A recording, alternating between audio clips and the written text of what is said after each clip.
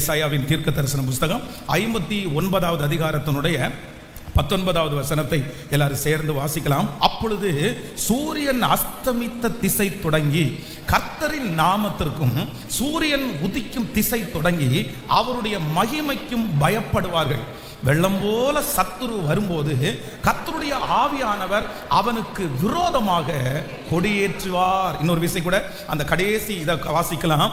சத்துரு வெள்ளம் போல சத்துரு வரும்போது கர்த்தருடைய ஆவியானவர் அவனுக்கு விரோதமாகி கொடியேற்றுவார். இன்னொரு விஷயம் கூட வாசிக்கலாம்.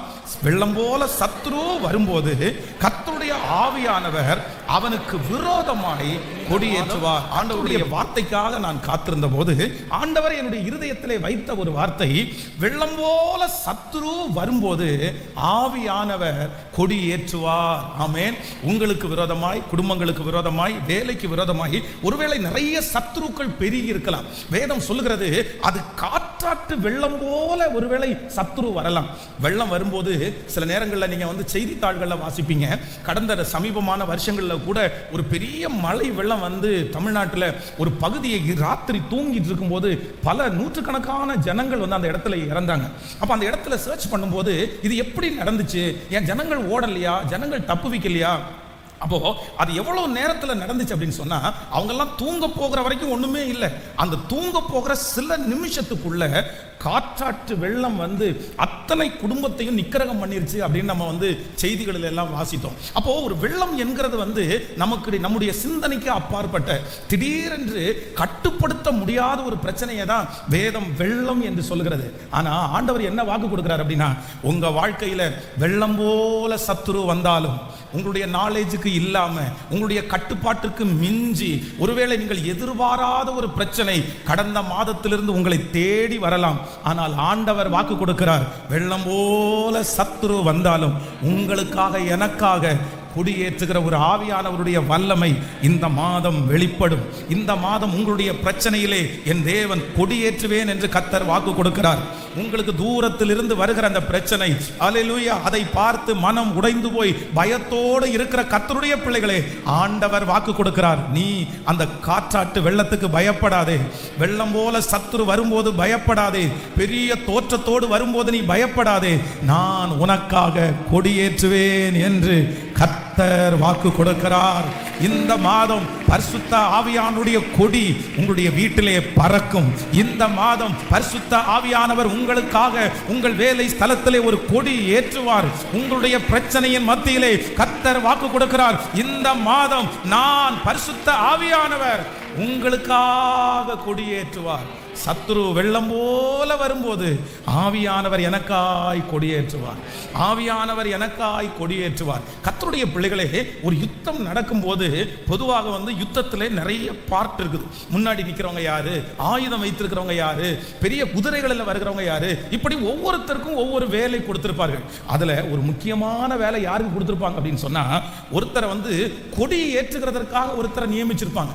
என்ன அப்படின்னு சொன்னா, அந்த யுத்தத்துல வெற்றி அவர் பார்க்க என்ன பண்ணுவாருன்னா, இந்த கொடி மேல போகும் கீழே வரும், மேல போகும் கீழே வரும். இங்க இவங்க ஜெயிக்கிறது மாதிரி இருந்துச்சுன்னா அவர் அந்த கொடியை ஏற்றுவார். கடைசியில அந்த கொடி ஏற்றுவதற்காக நியமிக்கப்பட்டிருக்கிற அந்த மனிதர் கொடி ஏற்றும் போது முழு ஜனங்களுக்கும் ஒரு சந்தோஷம் உண்டாகும். நான் நம்புகிறேன் கர்த்தர் உங்களுக்கும் எனக்கும் வாக்கு கொடுக்கிறார், உங்க வாழ்க்கையில கொடி ஏற்றுவதற்கென்று பரிசுத்த ஆவியானவர் இருக்கிறார். உங்களுக்கு விரோதமாய் வருகிற பிரச்சனையை பார்த்து நீங்க எவ்வளவும் பயப்பட வேண்டாம். கர்த்தர் வாக்கு கொடுக்கிறார், வெள்ளம் போல சத்துரு வந்தாலும், உன் கண்ட்ரோலுக்கு மிஞ்சி சத்துரு வந்தாலும், உங்களுடைய எல்லையை தாண்டி வந்தாலும், இதற்கு முன்னாடி நிற்கவே முடியாது என்று பயந்து போனாலும் கர்த்தர் வாக்கு கொடுக்கிறார், கொடி ஏற்றுகிறதற்கு ஒருவர் இருக்கிறார். உங்களுக்காக கொடி ஏற்றுவதற்கு ஒருவர் நின்று கொண்டிருக்கிறார். நீங்கள் யுத்த களத்திலே நிற்கிறீர்கள், யுத்தம் நடந்து கொண்டிருக்கிறது. கர்த்தர் வாக்கு கொடுக்கிறார், அந்த யுத்தம் முடிவிலே இந்த மாதம் நிறைய பேருடைய வாழ்க்கையிலே கொடி ஏற்றப்படும். கொடி ஏற்றப்படும். பரிசுத்த ஆவியானவர் நமக்காய் கொடி ஏற்றுவார். இந்த வசனத்தை நான் தியானித்துக் கொண்டிருக்கும் போது விசேஷமாய் ஒரு 3 காரியத்தை ஆண்டவர் என்னுடைய இருதயத்தில் வைத்தார். எனக்கு ரொம்ப சந்தோஷமா இந்த மாதம் ஆண்டவர் நமக்கு எல்லாருக்கும் அந்த வார்த்தையை தான் கர்த்தர் தரப்போறாரு. அப்படின்னா ஒரு யுத்தம் நடக்கும்போது இந்த கொடி ஏற்றுகிறதுல என்ன ஆசீர்வாதம் இருக்குது அப்படின்றத நான் தியானித்தேன். வேதம் சொல்லுகிறது, சத்துரு வெள்ளம் போல வரும்போது ஆவியானவர் எனக்காக என்ன பண்ணுவார் அப்படின்னா கொடி ஏற்றுவார். இந்த கொடி அப்படின்ற ஒன்று வந்து ரொம்ப முக்கியமான ஒன்று. பாருங்க, ஒரு கட்சியை வச்சுட்டாங்க அப்படின்னு சொன்னா அந்த கட்சியில என்ன ரொம்ப முக்கியம்னா அந்த கட்சியினுடைய கொடி இருக்கு பாருங்க, அது ரொம்ப இம்பார்ட்டண்டா அவங்க செய்வாங்க. அதனுடைய கலர், அதுல கொடுக்கப்பட்டிருக்கிற அந்த முத்திரை, இது எல்லாத்தையுமே ரொம்ப யோசிச்சு அதுக்கு ஒவ்வொன்றுக்கு பின்னாடி ஒவ்வொரு அர்த்தத்தை வைத்திருப்பாங்க. ஒரு கட்சிக்கு ஒரு கொடி ரொம்ப முக்கியம், ஒரு தேசத்திற்கு ஒரு கொடி முக்கியம். இந்த கொடி என்கிற ஒன்றை வந்து யாருமே அவ்வளவு சீக்கிரமாய் அவமதிச்சிட முடியாது. அப்படி அவமதிக்கிறவர்களுக்கு பாத்தீங்கன்னா ரொம்ப தண்டனை உண்டாகும். நம்ம பாருங்களேன், இந்த தேசிய கொடியை வந்து இப்ப பிளாஸ்டிக்ல தேசிய கொடி பண்றது இல்ல. காரணம் என்ன அப்படின்னா, இந்த தேசிய கொடியை கீழே போட்டுறாங்க, காலில் மிதிச்சிடறாங்க, அதை வந்து குப்பை தொட்டியில போட்டுறாங்கன்றதுக்காக தேசிய கொடி வந்து இப்பொழுது வந்து பிளாஸ்டிக்ல பிரிண்ட் பண்ணப்படுவதில்லை. அதே போல அந்த கொடியில வந்து யாராவது உட்கார்ந்துட்டாங்கன்னா, அந்த கொடியை தலையில எடுத்து தலப்பாகையா கட்டிட்டாங்கன்னா, அந்த கொடியை எடுத்து முகம் தொடச்சாங்கன்னா, உடனே அந்த நேரத்திலேயே அதை கண்டுபிடிச்சா இந்த கொடி அவமதிப்பு என்கிற ஒண்ணுல வந்து அவங்கள பல ஆண்டு ஜெயில கூட போட்டிருக்காங்க. அப்ப இந்த கொடியை வந்து முக்கியத்துவப்படுத்துவாங்க. அப்ப நான் நம்புறேன், நம்முடைய ஆண்டவர் இந்த மாதம் வாக்கு கொடுக்கிறார், நான் உனக்காக என்ன செய்வேன் அப்படின்னா கொடி ஏற்றுவேன், கொடி ஏற்றுவேன். இந்த கொடி ஏற்றுகிறது எதற்காக அப்படின்னு வாசிக்கும் போது ஒரு 3 வசனங்களை ஆண்டவர் ஞாபகப்படுத்தினார். வாசிக்கலாம். ஒன்றாவது, நீங்கள் 1 சாமுவேல் 30ஆம் அதிகாரத்தினுடைய 8வது வசனத்தை வாசிக்கலாமா?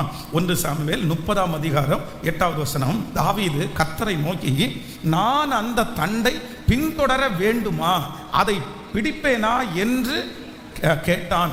அதற்கு அவர், அதை பின்தொடர், நீ அதை பிடித்து சகலத்தையும் திருப்பி கொள்ளுவாய் என்றார். இன்னொரு விஷயம் கூட எல்லாரும் வாசிக்கலாம். தாவீது கர்த்தரை நோக்கி, நான் அந்த தண்டை பின்தொடர வேண்டுமா, அதை பிடிப்பேனா என்று கேட்டான். அதற்கு அவர், அதை பின்தொடர், அதை பிடித்து சகலத்தையும் திருப்பி கொள்ளுவாய். கைகளை உயர்த்தி ஒரு ஹல்லேலூயா.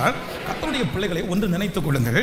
இந்த கொடி என்கிற ஒன்று கர்த்தர் சொல்லுகிறார், சத்துரு வெள்ளம் போல வரும்போது ஆவியானவர் உனக்காக என்ன பண்ணுவார் அப்படின்னா கொடியேற்றுவார். எனக்காக ஆண்டவர் கொடியேற்றுவார். அப்போ இந்த கொடியினுடைய முதல் ஆசீர்வாதம் என்ன அப்படின்னு சொன்னா, ஒரு யுத்தத்தில் நிற்கிற ஒரு மனிதனுடைய கையிலே கொடியை கொடுத்து, எப்பா இந்த கொடி மேலே பறக்கணும்ப்பா, ஆனால் அந்த கொடி பறக்கிறதுக்கு ஒரு டைம் இருக்குது. என்ன டைம் இருக்கு அப்படின்னு சொன்னா, யுத்தத்தில் அவர்கள் ஜெயித்தார்கள் என்கிறதனுடைய அர்த்தம் தான் கொடி ஏற்றப்படுகிறது. அவ்வளோதான். ஒரு கொடி ஏற்றியாச்சு அப்படின்னு சொன்னா அந்த எதிரியினுடைய நாடு என்ன சொல்லுவோம் அப்படின்னு சொன்னா, எப்பா எல்லாரும் திரும்பிடலாம்ப்பா, எல்லாரும் திரும்பிடலாம். ஆனால் இந்த கொடி வந்து நீங்க நினைக்கிறது மாதிரி அவ்வளோதான் 100% ஜெயிச்சதற்கு பிறகு ஏற்றப்படுவதற்காக அல்ல. எதிரி பலவீனமாகி அவ்வளோதான், இனி அவங்க தோற்றுருவாங்க, நம்ம ஜெயிச்சிருவோம் அப்படின்ற ஒரு சூழ்நிலை வரும்போது இந்த கொடி என்ன பண்ணுவோம்னா கொஞ்சம் கொஞ்சமா மேலே ஏறும். ஆண்டவர் இன்றைக்கு முதலாவதாக என்ன வாக்கு கொடுக்கிறார் அப்படின்னா, நீங்கள் அந்த பிரச்சனையை சந்திக்கிறதற்கு முன்பாகவே, அந்த போராட்டத்தை சந்திக்கிறதுக்கு முன்னாடியே இப்ப என்ன பண்ணியிருக்குன்னா ஒரு கொடி ஏற்றப்பட்டிருக்கிறது.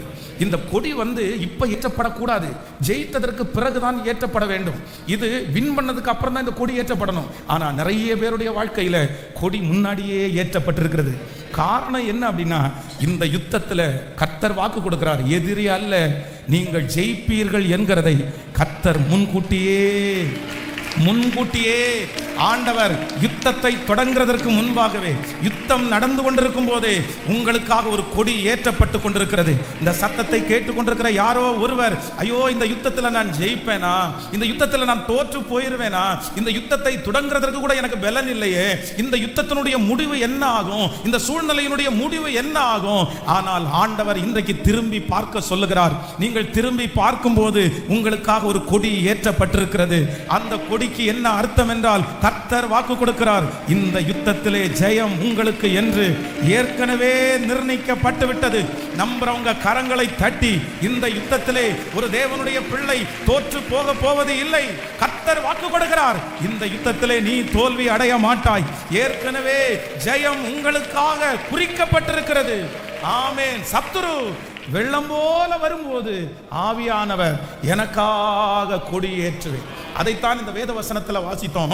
சங்கீதக்காரனாகிய தாவீது சொல்லுகிறான், நிற்கிறதற்கு அவர்களுக்கு பலன் இல்லை. கூட வந்தவங்க எல்லாருமே ரொம்ப சோர்ந்து போயிட்டாங்க. ஆண்டவரே அந்த தண்டை பின்தொடரட்டுமா, நான் பிடிப்பேனா, என் கூட இருக்கிறவங்க எல்லாம் பலவீனப்பட்டுட்டாங்க, நான் இந்த யுத்தத்தில் ஜெயம் பெற்றுவேனா, இந்த பிரச்சனை எனக்கு சரியாகுமா, நான் இதுக்கு தொடர்ந்து போலாமா அப்படின்னு கேட்கிறாரு. கேட்ட உடனே ஆண்டவருடைய வார்த்தை வருது, நீ அந்த தண்டை பின்தொடர், நீ சகலத்தையும் திருப்பி கொள்ளுவாய். யுத்தமே ஆரம்பிக்கல, யுத்தமே இன்னும் நடக்கல. ஆனா கர்த்தர் அந்த மனுஷனை பார்த்து என்ன சொல்றாரு அப்படின்னா, நீ தைரியமாயிரு, ஜெயமோ கர்த்தரால். குதிரை யுத்த நாளுக்காக ஆயத்தமாக்கப்படும். ஜெயமோ. இன்றைக்கு ஆண்டவர் யாரோ ஒரு இடத்துல தெளிவாய் பேசுகிறார். இந்த மாதம் ஆண்டவர் வாக்கு கொடுக்கிறார், இந்த யுத்தத்தில் நீ ஜெயிப்பாய். இந்த யுத்தத்திலே ஜெயம் முன்பாகவே நிர்ணயிக்கப்பட்டது. இந்த காரியத்திலே ஏற்கனவே ஜெயம் உங்களுக்காக குறிக்கப்பட்டிருக்கிறது. கர்த்தர் கொடி ஏற்றிட்டாரு, ஆண்டவர் கொடி ஏற்றிட்டாரு. கர்த்தர் சொல்றாரு, இனி எந்த நெகட்டிவ் எண்ணமும் வேண்டாம், இனி அவிசுவாசம் உங்களுக்கு வேண்டாம், உங்களுடைய மனம் தளரவே வேண்டாம். நீங்க ஜெபம் பண்ணும் போது கூட எப்படி ஜெபம் பண்ணணும்னா, எனக்கு ஜெயம் கொடுத்ததற்காக ஸ்தோத்திரம், எனக்கு வெற்றியை கொடுத்ததற்காக ஸ்தோத்திரம். நான் நம்புறேன் இன்னைக்கு ஒரு கொடி உங்களுக்கு எனக்காக ஏற்றப்பட்டிருக்கிறது. அந்த கொடியினுடைய அர்த்தம் என்ன அப்படின்னு சொன்னா, என் பிள்ளை இன்னும் யுத்தத்தையே தொடங்கலைனாலும் ஜெயம் ஜெயம் ஜெயம், என்னுடைய பிள்ளைக்கு தான் ஜெயம்.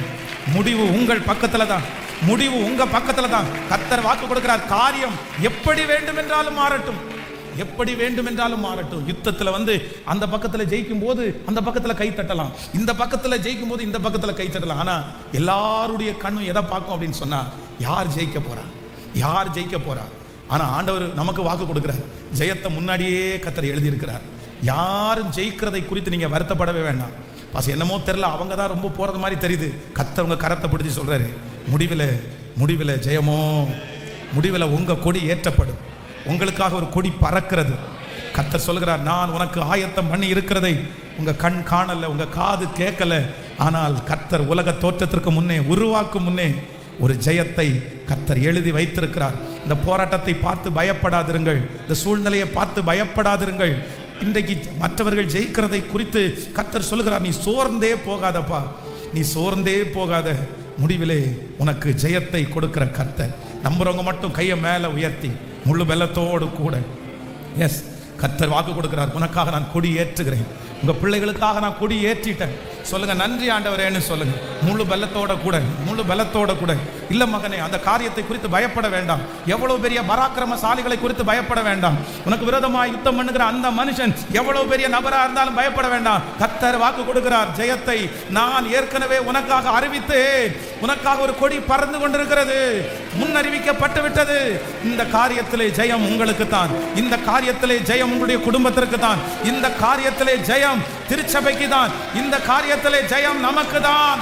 ஜெயம் கொடுக்கும் தேவன், ஹalleluya, ஜெயம் கொடுக்கும் தேவனுக்கு கோடி கோடி ஸ்தோத்திரம். வாழ்வழிக்கும் இயேசு ராஜாவுக்கு வாழ்நாளெல்லாம் ஸ்தோத்திரம். பாடுவோம், ஜெயம் கொடுக்கும் தேவனுக்கு கோடி கோடி ஸ்தோத்திரம். வாழ்வழிக்கும் இயேசு ராஜாவுக்கு வாழ்நாளெல்லாம் ஸ்தோத்திரம்.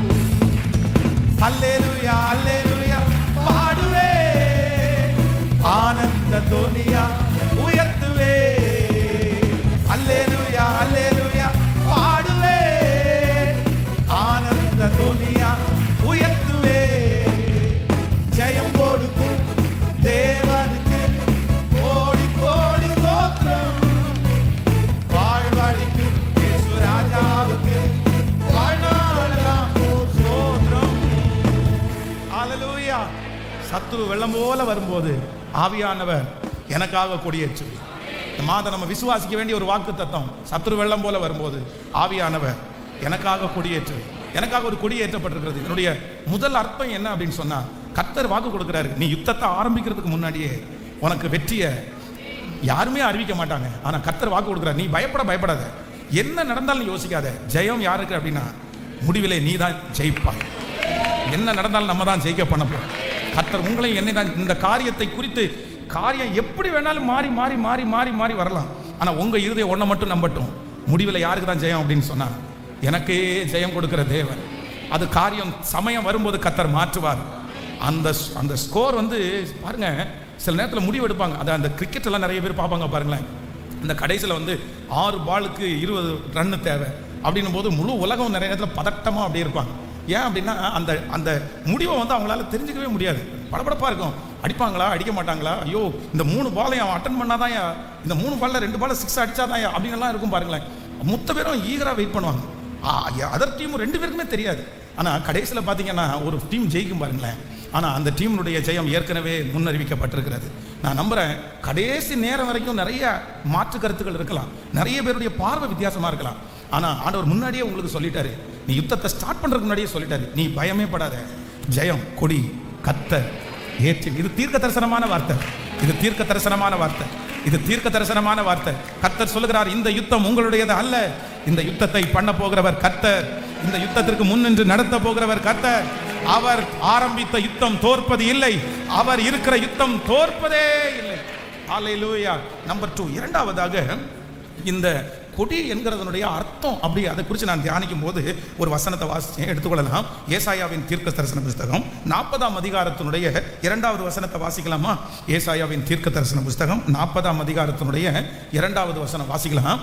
எருசலேமுடன் பட்சமாய் பேசி அதன் போர் முடிந்தது என்றும் அதன் அக்கிரமம் நிவர்த்தி ஆயிற்று என்றும் அது தன் சகல பாவங்களின் நிமித்தம் கர்த்தரின் கையில் இரட்டிப்பாய் அடைந்து தீர்ந்தது என்றும் அதற்கு கூறுங்கள் என்று உங்கள் தேவன் சொல்லுகிறார். இன்னொரு விஷயம் கூட வாசிக்கலாம். எருசலேமுடன் பட்சமாய் பேசி அதன் போர் முடிந்தது என்றும் அதன் அக்கிரமம் நிவர்த்தி ஆயிற்று என்றும் அது தன் சகல பாவங்களின் நிமித்தமும் கர்த்தரின் கையில் இரட்டிப்பாய் அடைந்து தீர்ந்தது என்றும் அதற்கு கூறுங்கள் என்று உங்கள் தேவன் சொல்லுகிறார். அல்லேலூயா.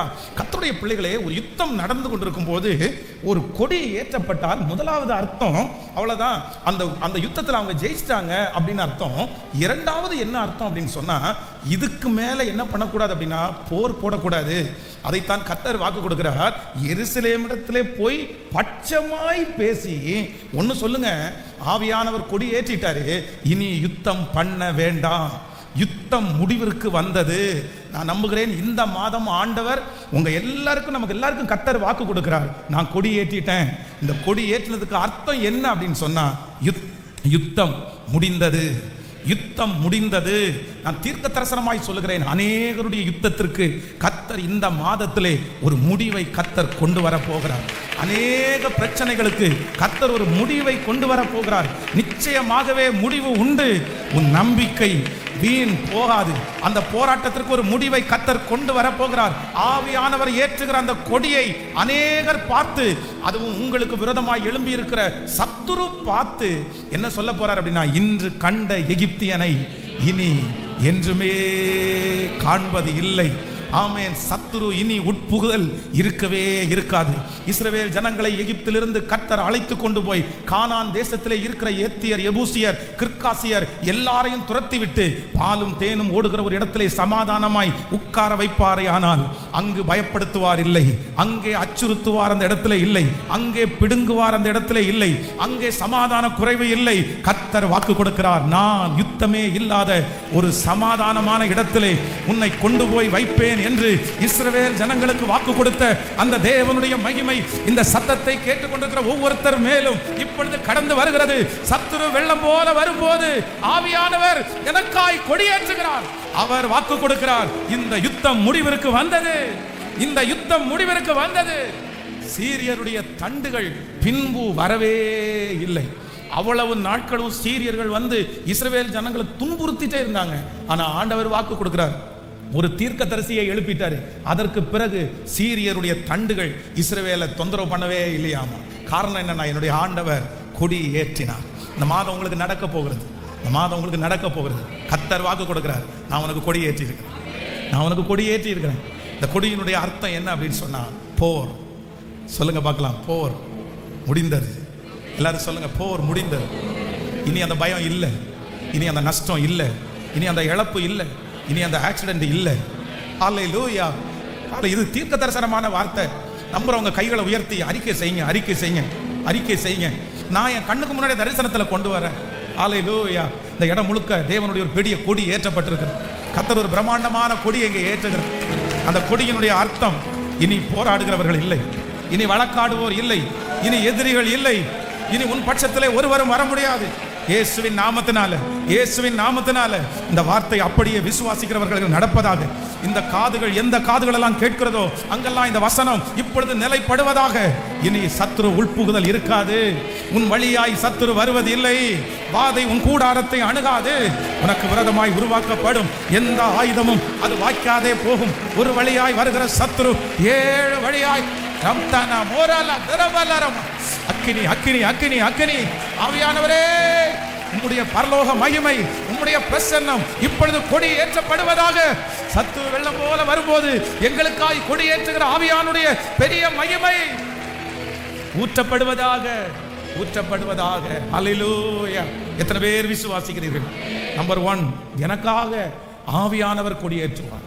அதனுடைய முதல் அர்த்தம் என்ன அப்படின்னு சொன்னா, எனக்கு யுத்தத்தை நான் நடத்தி கொண்டே இருக்கும் போதே என்னுடைய ஜெயம் முன்குறிக்கப்பட்டு விட்டது. என்னுடைய ஜெயம் முன்குறிக்கப்பட்டு விட்டது. இன்னைக்கு இருக்க நிறைய பேருடைய ஜெயம் முன்குறிக்கப்பட்டு விட்டது. கர்த்தர் எழுதிட்டாரு, கர்த்தர் எழுதிட்டாரு. உங்க பேரை கர்த்தர் எழுதிட்டாரு. அந்த அவார்டுல உங்க பேரை எழுதிட்டாரு கர்த்தர். இந்த டீமுக்கு தான் இது கிடைக்க போகுதுன்னு கர்த்தர் முன்குறிச்சிட்டாரு. அதை மாற்றுவதற்கு ஒருவராலும் முடியாது. எத்தனை பேர் போராடினாலும் அந்த கப்பில் உங்க பேர் எழுதப்பட்டிருக்கிறதுனால அது வேற யார் கையிலையும் போகாது. அந்த ஜெயம் உங்க கையில தான் வரும் என்று கர்த்தர் வாக்கு கொடுத்தார். நம்பர் 2, இரண்டாவதாக எனக்காக ஆண்டவர் கொடியேற்றினார். கொடி பறக்குது. ஏன் அப்படின்னு சொன்னா, அவ்வளவுதான், எல்லாரும் அவங்கவுங்க கிளம்பிடுங்க. இனி என் பிள்ளையோட என்ன பண்ண முடியாதுன்னா போராடவே முடியாது. அல்லேலூயா. நான் இன்றைக்கு உண்மையிலேயே ரொம்ப சந்தோஷப்படுகிறேன். இந்த காலை ஆராதனைக்காக சந்தோஷப்படுகிறேன். ஸோ 6 o'clock 5 o'clock ஜெபம் நடக்கும்போது எல்லா ஜன்னலையும் பூட்டி எல்லா வாசலையும் க்ளோஸ் பண்ணி எதையுமே திறக்காதீங்கப்பா, கொஞ்சம் சத்தம் கூட போகக்கூடாது அப்படின்னு நினச்சி ப்ரேயர் முடிச்சா கரெக்டாக 6 மணி ஜெபம் முடியும் போது ஆப்போசிட்டில் இருக்கிற ஒரு 3 பேர் வந்து இந்த வாசல்லே நிற்பாங்க. என்ன ஒரே சத்தமாக இருக்குது, சத்தம் போட்டே இருக்கிறீங்க, தூங்கணுமா வேண்டாமா, கம்ப்ளைண்ட் கொடுக்கலாமா வேண்டாமா, கம்ப்ளைண்ட் வேணா கொடுத்துடட்டுமா, அவ்வளவு நெருக்கம். ஆனால் இன்றைக்கு இந்த இடத்துல வந்ததுக்கப்புறம் நான் நினைக்கிறேன், ஆண்டவர் எவ்வளவு நல்லவர். அன்னைக்கு அவங்க நிற்கும் போது எனக்காய் கொடியேற்றினார், உங்களுக்காக எனக்காய் கொடியேற்றினார். நான் நம்புகிறேன் இப்போ அது அவர்கள் யாருமே இல்லை, அவர்கள் யாருமே இல்லை. நான் நம்புகிறேன் சுற்றியும் கர்த்தர் இளைப்பாறுதலை கொடுக்கும். நமக்கு இந்த திருச்சபைக்கு செய்த ஆண்டவர் உங்களுக்கு செய்ய மாட்டாரா? உங்க குடும்பத்திற்கு செய்ய மாட்டாரா? உங்க பிள்ளைகளுக்கு செய்ய மாட்டாரா? என் பிள்ளையினுடைய போர் எப்போ முடியும்னு நீங்க நினைச்சு கலங்க வேண்டாம். கர்த்தர் வாக்கு கொடுக்கிறார், உன் பிள்ளையினுடைய குடும்பத்தில் நடக்கிற போரை நான் முடிச்சு வைப்பேன். இந்த மாதம் பரிசுத்த ஆவியானவர் கொடி ஏற்றுவார். சுற்றி இருக்கிற அந்த யுத்தத்திற்கு ஒரு முடிவை கர்த்தர் கொண்டு வருவார். கர்த்தர் வாக்கு கொடுக்கிறார், நிச்சயமாகவே முடிவு உண்டு, முடிவு உண்டு. இந்த யுத்தத்திற்கு முடிவு உண்டு, இந்த பிரச்சனைக்கு முடிவு உண்டு, இந்த அவமானத்திற்கு முடிவு உண்டு. என் தேவன் கொடி ஏற்றுகிறார். அவருடைய கொடி, சிலுவை கொடி இந்த மாதம் பறந்து கொண்டிருக்கிறது. உன் வீட்டின் மேலே பறக்கிறது, உங்க இருதயத்திலே பறக்கிறது. ஓ, தொழில் செய்கிற இடத்திலே சிலுவை கொடி பறக்கிறது. போர் முடிந்தது, போர் முடிந்தது. ஹல்லேலூயா. கைகளை அசைத்து ஒரு ஹல்லேலூயா சொல்லுங்க. நம்பர் 3, மூன்றாவதாக இந்த கொடி ஒரு பெரிய அர்த்தத்தை கொடுக்குது. வாசிக்கலாம், வேதத்தை திறந்து எரேமியாவின் தீர்க்க தரிசன புஸ்தகத்தில் 50ஆம் அதிகாரம் 2வது வசனத்தை வாசிக்கலாமா? எரேமியாவின் தீர்க்க தரிசன புஸ்தகம் 50ஆம் அதிகாரம் 2வது வசனம். பாபிலோன் பிடிபட்டது, பேல் வெட்கப்பட்டது, மேராத்தாக் நொறுங்குண்டது, அதனுடைய சிலைகள் லட்சை அடைந்து அதனுடைய விக்கிரகங்கள் நொறுங்கி போயின என்று ஜாதிகளுக்குள்ளே அறிவித்து பிரசித்தம் பண்ணுங்கள். இதை மறைக்காமல் கொடி ஏற்றி விளம்பரம் பண்ணுங்கள். இன்னொரு விஷயம் கூட வாசிக்கலாம். பாபிலோன், எல்லாரும் சேர்ந்து, பாபிலோன் பிடிபட்டது, பேல் வெட்கப்பட்டது, மெரேத்தாக் நொறுங்குண்டது, அதனுடைய சிலைகள் லட்சை அடைந்து அதனுடைய விக்கிரகங்கள் நொறுங்கி போயின என்று ஜாதிகளுக்குள்ளே அறிவித்து பிரசித்தம் பண்ணுங்கள். இதை மறைக்காமல் கொடியேற்றி விளம்பரம் பண்ணுங்கள். ஹல்லேலூயா. இந்த கொடி எதற்காக ஏற்றப்படுது அப்படின்னு சொன்னா, எப்பா கொடி ஏற்றுங்க. இந்த கொடி ஒரு பெரிய விளம்பரம். எதுக்கு விளம்பரம் அப்படின்னு சொன்னா, இந்த பேல் கவிழ்ந்தது, பேல் வெட்கப்பட்டது, மெரேதாக் நொறுங்குண்டது, இந்த வெற்றியினுடைய செய்தியை உலகமெல்லாம் சொல்றதற்கு அன்னைக்கு பயன்படுத்தப்பட்ட ஒரு பெரிய ஆயுதம் என்ன அப்படின்னா இந்த கொடி. இந்த கொடி பறந்திருக்கிறத பார்த்த உடனே நிறைய பேர் என்ன நினைப்பாங்க அப்படின்னா, இவங்க ஜெயிச்சிட்டாங்கப்பா, இவங்க ஜெயிச்சிட்டாங்கப்பா. கர்த்தர் இந்த மாதம் கொடியேற்றுவேன் என்று வாக்கு கொடுக்கிறார். என்னன்னா, உங்க ஜெயத்தை நீங்க சந்தோஷப்படுகிறத சகல ஜனங்களுக்கு முன்பாகவும் கர்த்தர் காண்பிப்பேன் என்று கர்த்தர் வாக்கு கொடுக்கிறார். உங்களோட ஆண்டவர் இருக்கிறத கர்த்தர் நிரூபிப்பார். நீங்க ஜெயிச்சதை அநேகருக்கு கர்த்தர் காண்பிப்பார். நீங்கள் மற்றவருடைய கண்களுக்கு அற்பமாய் எண்ணப்பட்டிருக்கிற நாள் சீக்கிரமாய் மாறும். உங்க குடும்பம் அற்பமாய் நினைக்கிற அந்த நாள் சீக்கிரமாய் மாறும். ஆண்டவர் வாக்கு கொடுக்கிறார். இல்ல மகளே நான் கொடியேற்றுவேன், இல்ல மகனே நான் கொடியேற்றுவேன். அந்த கொடியை பார்க்கும் போதெல்லாம் நிறைய பேர் பார்ப்பாங்க, அவன் ஜெயிச்சிட்டான், அவன் ஜெயிச்சிட்டான், மலை மேல் இருக்கிற பட்டணம் மறைந்திருக்க மாட்டாது. சகல ஜனங்களை பார்க்கலும், உனக்கு எதிராக இருக்கிற சகல சக்தியை பார்க்கலும் இதோ ஒன்றே ஒன்று மட்டும் உயர்ந்திருக்கிறது, அது உங்கள் பேரிலே எழுதப்பட்ட கொடி.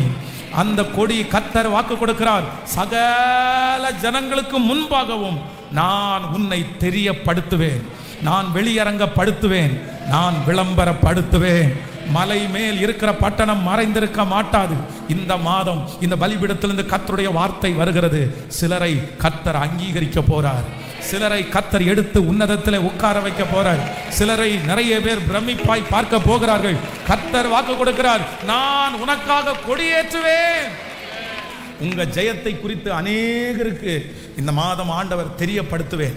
எல்லாருக்கும் முன்னாடியும் ஆண்டவர் உங்களை நிறுத்துகிற காலம் சீக்கிரமாய் வரப்போகிறது. நிறைய பேருக்கு தலைமைத்துவத்தை ஆண்டவர் தரப்போறாரு, நிறைய பேருக்கு அதிகாரத்தை ஆண்டவர் தரப்போறாரு. எத்தனை ஆயிரங்கள் பேர் நின்றாலும் நீங்க உங்க கொடி உயர்ந்து இருக்க போகிறது, நீங்க மேல இருப்பீங்க. கர்த்தர் சொல்றார், நான் உன்னை விளம்பரப்படுத்துவேன். நம்புறவங்க எத்தனை பேர் ஆமோதிக்கிறீங்க?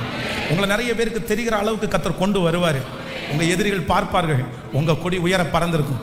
அவன் ஜெயிச்சிட்டான் போல, அவன் ஜெயிச்சிட்டான் போல. நான் நம்புறேன், நீங்க போய் சொல்ல வேண்டாம், நீங்க போய் சொல்ல வேண்டாம். உங்களுக்காக பரிசுத்த ஆவியானவர் ஒரு கொடி ஏற்றுவார். அந்த கொடியை எதிரி பார்ப்பாங்க, பார்த்த உடனே முடிவு பண்ணிடுவாங்க, இவன் ஜெயிச்சிட்டான், இவன் ஜெயிச்சிட்டான்.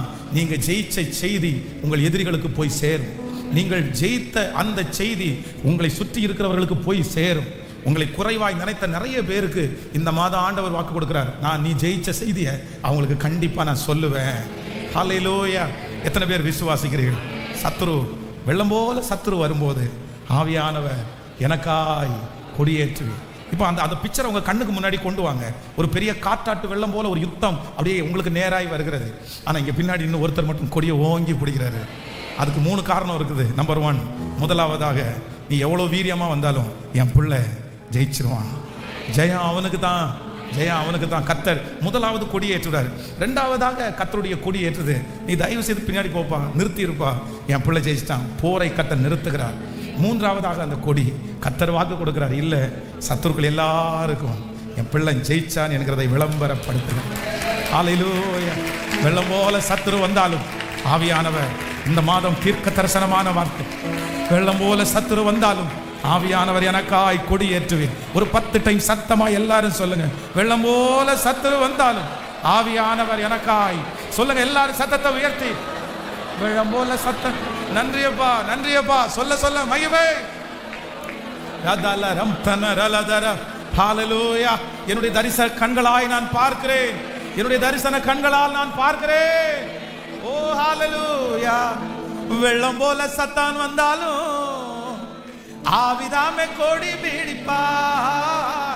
வெள்ளம் போல சத்தான் வந்தாலும் ஆவிதாமே கொடி பிடிப்பா. அஞ்சாதே என் மகளே, நீ அஞ்சாதே என் மகளே. பாடுவோம், அஞ்சாதே என் மகளே, நீ அஞ்சாதே என் மகளே. வெற்றி கொடி பிடித்திடுவோம், நாம் வீரநடை நடத்திடுவோம். வெற்றி கொடி பிடித்திடுவோம், நாம் வீரநடை நடத்திடுவோம். ஹல்லேலூயா. எல்லாரும் எழும்பி இந்த பாடலை பாடி கர்த்தரை மகிமைப்படுத்த போறோம். சத்ரு வெள்ளம் போல வந்தாலும் ஆவியானவர் எனக்காய் கொடியேற்றுவேன். இந்த மாதம் ஆண்டவர் இந்த ஏப்ரல் மாதம் நமக்கு கொடுக்கிற ஒரு நல்ல வாக்குத்தத்தம், சத்துரு வெள்ளம் போல வந்தாலும் ஆவியானவர் எனக்காக கொடி ஏற்றுவேன். எந்த பிரச்சனை காற்றாற்று வெள்ளம் போல எனக்கு எதிராய் வந்தாலும் எனக்கு பின்பாக அந்த வெற்றியை அறிவிப்பு கொடுக்கிற ஒரு இயேசு, ஒரு பரிசுத்த ஆவியானவர் எனக்காக இருக்கிறார். சத்துரு வருவதற்கு முன்பாகவே எனக்காக அவர் கொடி ஏற்றுகிறார். அவர் ஏற்றுகிற கொடிக்கு 3 விதமான அர்த்தம் உண்டு. ஒரு அர்த்தம், முதலாவது அர்த்தம், எனக்கு ஜெயம் நிர்ணயிக்கப்பட்டது, எனக்கு ஜெயம் முடிவிற்கு வந்தது, நான் தான் ஜெயிக்க போகிறேன் என்கிறதற்காக கொடி ஏற்றப்பட்டது. 2வது, என்னுடைய கொடிக்கு அர்த்தம், இனி போர் செய்யக்கூடாது, இனி போரை நிறுத்துங்கள் என்கிறதற்காக பரிசுத்த ஆவியானவர் எனக்காய் கொடியேற்றுகிறார். 3வதாக எனக்காக பரிசுத்த ஆவியானவர் கொடியேற்றுவதற்கு அர்த்தம், என் பிள்ளையினுடைய ஜெயத்தை விளம்பரப்படுத்துங்கள், என் பிள்ளை ஜெயித்தான், என் பிள்ளை ஜெயித்தான்.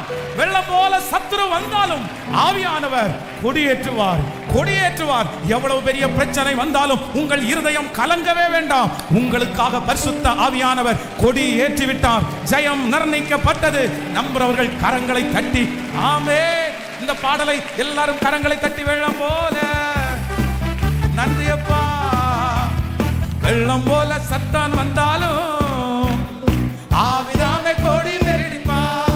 பாடும் வெள்ளம் போல சத்தான் வந்தாலும் ஆவிதாமே கொடி பிடிப்பா. அஞ்சாதே மகனே, நீ அஞ்சாதே மகளே, அஞ்சாதே மகனே, நீ அஞ்சாதே மகளே. ஹalleluya. வெற்றி கொடி பிடித்திடுவோம், நாம் வீர நடை நடந்திடுவோம். வெற்றி கொடி பிடித்திடுவோம், நாம் வீர நடை நடந்திடுவோம்.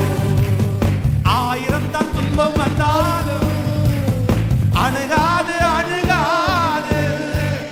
1000 தான் துன்பம் வந்தாலும் அணுகாது, அணுகாது. ஓ ஆவி பட்டயம் உண்டு, நாம் அழகை வென்று விடுவோம்.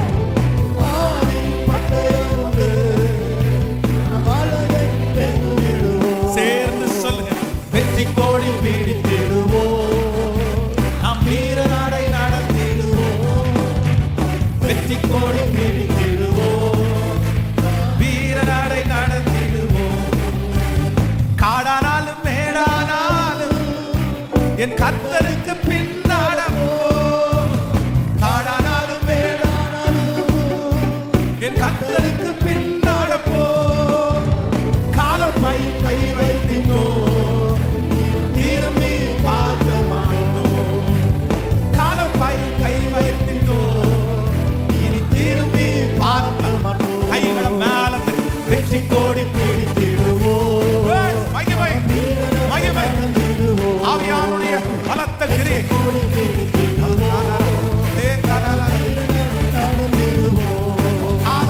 கோலியாத்தை முறியடிப்போம் இயேசுவின் நாமத்தில்.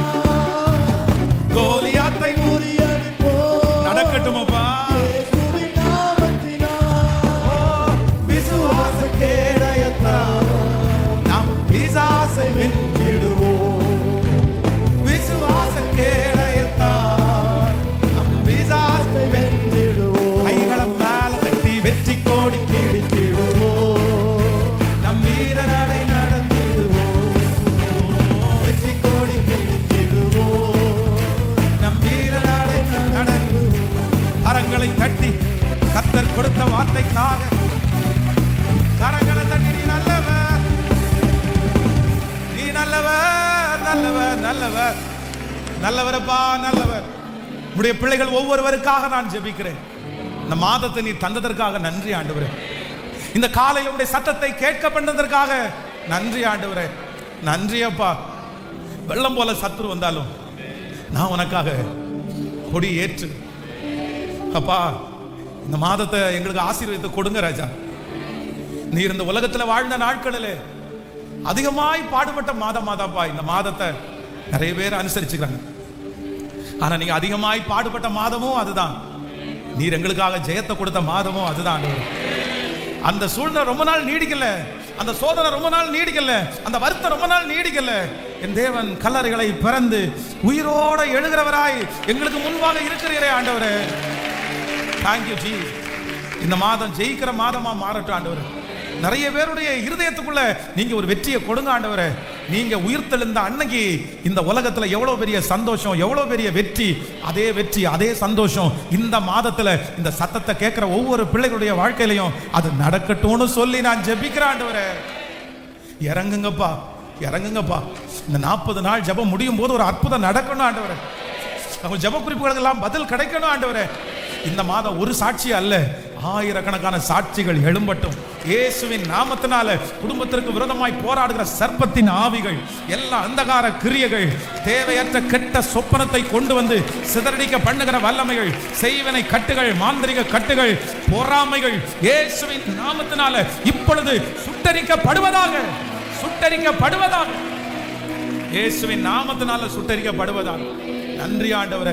ஹோலி வீக் ஆண்டவரே, வருகிற வாரத்தினுடைய அடுத்த வாரம் நடைபெற போகிற அந்த ஒரு வார கூட்டத்தை கர்த்தர் ஆசீர்வதிங்க.